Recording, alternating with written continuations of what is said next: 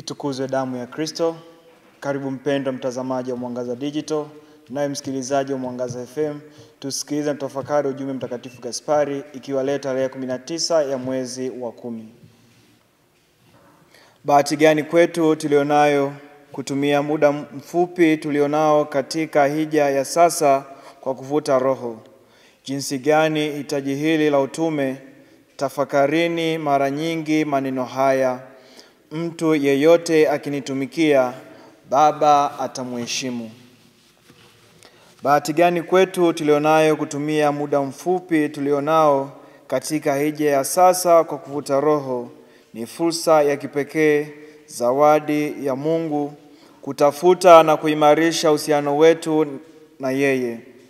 Maisha yetu ni kama safari fupi, na kila pumzi tunayovuta ni hatua moja ya kuelekea mwisho.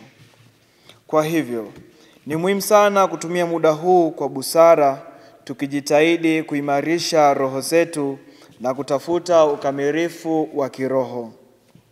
Kuvuta roho au vuta roho ni zaidi ya kupumua tu.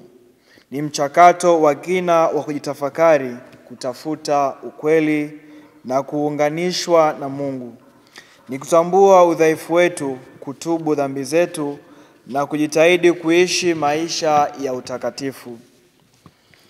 Ni kutafuta furaha ya kweli, amani ya moyo na upendo usio na kikomo. Ni kutambua kuwa sisi ni wasafiri tu katika ulimwengu huu, tukielekea kwenye nyumba yetu ya milele. Mtakatifu Gaspari del Bufalo alikuwa mfano bora wa mtu aliyetumia maisha yake kwa ajili ya Mungu na wengine. Alikuwa mhubiri hodari na mchungaji mwaminifu aliyetoa maisha yake kwa ajili ya Injili. Alifundisha umuhimu wa upendo, huruma na huduma kwa maskini na kwa wanaoteseka. Maisha yake yalikuwa ya ushuhuda wa nguvu ya imani na umuhimu wa kujitoa kwa Mungu. Tafakari mara nyingi maneno haya: mtu yoyote akinitumikia, Baba atamheshimu. Rejelea Injili ya Yohana sura ya 12 aya ya 26. Maneno haya yana nguvu kubwa, yanatukumbusha kwamba huduma kwa Mungu na kwa wengine ni njia ya kupata heshima na baraka kutoka kwa Mungu. Ni ahadi ya furaha ya milele kwa wale wanaomtumikia Mungu kwa uaminifu. Ujumbe huu wa Mtakatifu Gaspari del Bufalo na maandiko matakatifu yanatukumbusha kwamba maisha yetu ni zawadi ya thamani na tunapaswa kutumia kwa busara. Tunapaswa kumtafuta Mungu kwa bidii, kujitahidi kuishi maisha ya utakatifu na kuwahudumia wengine kwa upendo na huruma. Tunapaswa kuvuta roho kila siku, tujitahidi kuimarisha uhusiano wetu na Mungu na kutafuta ukamilifu wa kiroho. Kuvuta roho kunahitaji nidhamu na juhudi.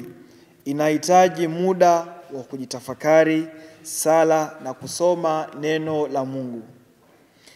Inahitaji kutafuta ushauri wa kiroho na kushirikiana na wengine katika imani. Inahitaji kujitahidi kuishi maisha ya utakatifu, kuepuka dhambi na kufanya matendo yaliyo mema. Kuna njia nyingi za kuvuta roho katika maisha yetu ya kila siku. Tunaweza kuanza kwa kusoma maandiko matakatifu kila siku, kutafakari maneno ya Mungu na kuomba bidii. Pia tunaweza kuhudhuria ibada za misa takatifu mara kwa mara na kushiriki sakramenti. Pia tunaweza kuwahudumia wengine kwa upendo na huruma, tukiwasaidia maskini, wagonjwa na wale wote wanaoteseka. Tunaweza kujitahidi kuishi maisha ya uaminifu, ukweli na haki. Kila siku tunapaswa kujitahidi kuishi kulingana na mafundisho ya Bwana wetu Yesu Kristo. Tunapaswa kuwapenda maadui zetu, kuwasamehe wale wote waliotukosea na kuwahudumia wengine kama tunavyojihudumia sisi wenyewe. Tunapaswa kuwa na huruma, fadhili na uvumilivu. Pia tunapaswa kuwa watu wenye imani, tumaini na upendo. Mtakatifu Gaspari del Bufalo alituonesha jinsi ya kuishi maisha ya utakatifu. Alikuwa mfano wa upendo, huruma na huduma. Alitufundisha kwamba tunapaswa kujitoa kwa Mungu na kuwahudumia wengine. Alituonyesha kwamba maisha yetu ni zawadi ya thamani na tunapaswa kuyatumia kwa busara. Kwa hiyo, tujitahidi kutumia muda huu ambao tunao, muda huu mfupi katika hija ya sasa kwa kuvuta Roho. Tujitahidi kumtafuta Mungu kwa bidii, kujitahidi kuishi maisha ya utakatifu na maisha ya kuwahudumia wengine kwa upendo na huruma. Tumfuate mfano wa Mtakatifu Gaspari del Bufalo na tuishi kulingana na mafundisho ya Bwana wetu Yesu Kristo. Kwa kufanya hivyo, tutapata furaha ya kweli, amani ya moyo na upendo usio na kikomo.